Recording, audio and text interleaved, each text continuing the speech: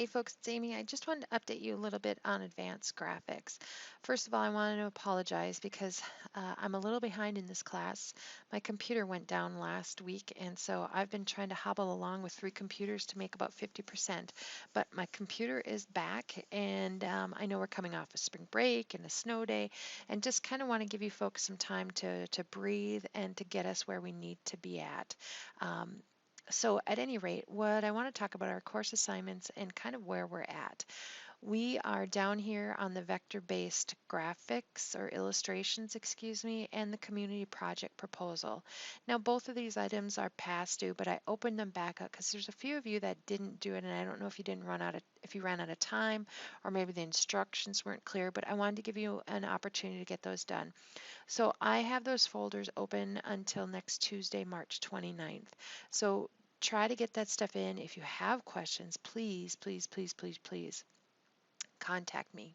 So the first one is this vector-based illustrations, and this can be done with a variety of different softwares. I'm assuming most of you will be using Illustrator, and I want you to have access to that. With that being said, what I have done here and what I will do is the file that went along with the pen tool basics, I will add here to this assignment and get that there for you. So you have it in case you're using the remote server and there's sometimes issues getting that to download quickly. On that note, the remote server has been having some issues, and I've had some emails and whatnot from students. The iTechs have removed it and put it back up on the server twice. What they're telling me to suggest to you folks is to make sure that you're using Microsoft Explorer now version 11. So that's what I would use with a remote server, and that will give you the latest and greatest Adobe Creative Cloud. Okay. Again, with that being said, I will add that file here. And really, what I want you to do when it comes to the pen tool is just practice.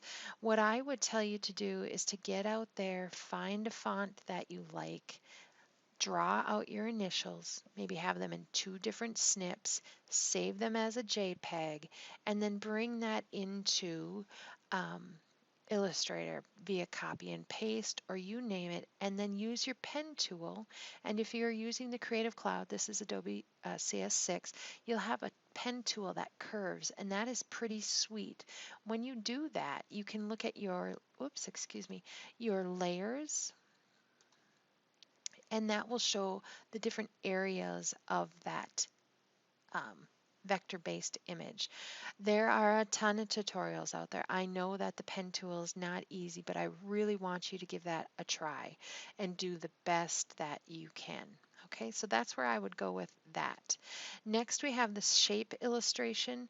And again, what I'm thinking here is when I think of some of the designs we see out there, like the Target logo, the bullseye, how easy would that be able to be created with the shape tool out here in illustration? Find something like that out of shapes or colors or whatnot and design something of that nature. It doesn't have to be overly hard, but again, want you to be thinking and seeing all those shapes out there because those are the basic elements of every design. Last but not least, you will be creating a illustration design, and you're going to be using that be using an Illustrator software. And so I wanted to fix this right here because I wasn't following what you folks were telling me when it came to a couple emails that I've received. And again, that's why I wanted to get out here and do this video. This should say software instead of softer, and I'm sorry that it took me so long to figure out what you were referencing. I was out there looking for that, and I apologize. So that's why I want to give you some extra time on that. You can do any kind of illustration design that you want, and I would really strongly encourage you to do something that will benefit you for your community project. Okay, so that is going to be fixed there. All right, last but not least, you will upload to the Padlet, and that should finish that out. Tonight, your community project proposals, their final drafts are due out here, and some of them have come in, some of them haven't. Again, I know it's that kind of the time during the semester, and we just kind of get caught off guard. So, again, what I'm looking for here are your written proposals, and almost all of you have checked in with projects. So, get those into me. This should be about a page, page and a half. Reference what we talked about during our meeting and some of the proposal information out here under the design proposals and bringing in the principles and whatnot. And then when it comes to the Padlet, what I'd really like is just 3 to 5 sentences to your fellow classmates talking about what you're proposing to do and give us a little information about that event. All right. Now, one of the websites that I'd like to feature today is called Dafont, and it's just dafont.com. And there are all kinds of great free fonts that you can download, and it's right here. You will have access to a zip file. In there will be typically an open or true type kind of file that you can install on your computer. So again, it's a little difficult with a remote server for some of you, but you still can get this to maybe even work in Microsoft Word and whatnot. It's another place to get free fonts. Okay, last but not least, we are coming up on the layout and design area of the course. And our internet has been so slow tonight. The school. And really, what I would like you to do is kind of take a look at font. I love going around and looking at different designs and saying, hey, how'd they do that? What kind of font is that? Is it serif versus sans serif? You know, is it easy to read? Some of those basic principles. And I'd like you to really take a look at this Helvetica Independent Lens website. It is amazing. It's a great video if you want to download that. I know there's a charge for it, but you can find it out there pretty easily. And I'd just like you to come in here and to discuss a little bit about font. What do you think about font? How does it impact you? What do you see? What do you not see? All right.